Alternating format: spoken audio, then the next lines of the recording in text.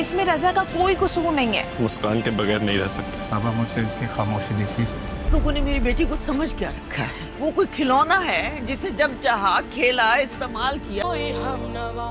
कभी कभी बड़ी बड़ी चीजें बगैर कोशिश के मिल जाती हैं। सोचा था किस्मत में मिलना ना से कम दुख तो एक जैसा हो, लेकिन तुम पर तो जैसे एक खराश भी नहीं है।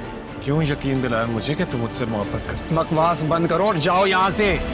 कभी लाख कोशिश कर लो, हाथ खाली रह जाते हैं।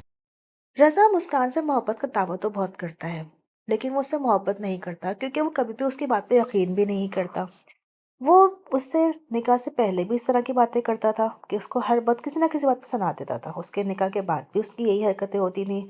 अगर उसकी बहन कुछ कह देती थी तब भी उसकी गलती मुस्कान से ही होती थी। हर चीज़ें मुस्कान को जवाब दे करके खड़ा कर देता था।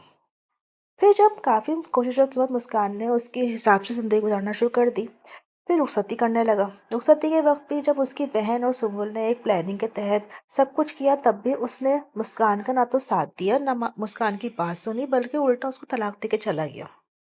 अब जबकि वो सब कुछ कर चुका है और उसको अपनी गलती का एहसास है और उसको ये ऐसा लग रहा है कि वो मुस्कान के बगैर नहीं रह सकता, तो अब वो दोबारा से एक कोशिश में लगा हुआ है। जबकि रज़ा के वालिद साहब भी उसे यही कहते हैं कि बहुत सी चीज़ें ऐसी होती हैं, हर को ऐसा लगता है कि आसानी से मिल जाएंगी, लेकिन कुछ चीज़ें बहुत मुश्किल हो जाती हैं। तो वो उनसे कहता है कि मुस्कान के बगैर नहीं रह सकता। अब जबकि वो एक दिन मेहनत के जा रहा होता है, तो मुस्कान और भाई के साथ बैठी हुई गाड़ी में कुछ खा रही होती है। जब वो उसको देखता है कि वो हंस रही है, बातें कर रही है, तो वो उस पर भी मुस्कान की गलती से तसव्वुर करता है और वहाँ जाके उसको काफ़ी ज़्यादा हंगामा भी करता है। उसका भाई उसे यही कहता है कि तुम ऐसे चले जाओ, लेकिन वो मुस्कान में दोबारा से शुरू हो जाता है। उससे कहता है कि मुझे ऐसा लगता था जिस तरह से मैं तकलीफ में हूँ तुम भी तकलीफ में होगे, लेकिन तुम तकलीफ में नहीं हो, तुम तो बहुत खुश हो। ये सब कुछ देखकर मुस्कान दोबारा से काफ़ी डिप्रेशन में चली जाती है। उसका भाई उसका बहुत ज़्यादा ख्याल रख रहा है, उसके माँ बाप भी बहुत ज़्यादा परेशान है, लेकिन रज़ा हमेशा ही उसका दिल तोड़ देता है। अब जबकि सब कुछ हो चुका है, लेकिन अभी भी उसको ऐसा लगता है कि सारी गलती मुस्कान की ही है। दूसरी जानिब सुम्बुल की माँ भी रज़ा के घर जाएंगी और उसकी माँ को खूब बातें सुनाकर आ जाएंगी कि आपको ऐसा क्यों लगता है कि आप जो मेरी बेटी है उसके साथ कुछ भी करती रहेंगी और मैं कुछ भी नहीं बोलूँगी।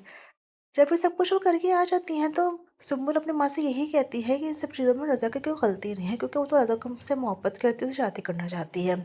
उसको ऐसा लग रहा है कि अगर उसकी माँ ने इस तरह से उनकी माँ से बातें करी, तो कहीं ऐसा ना हो कि उसको सारे किए कराए में पानी फिर जाए।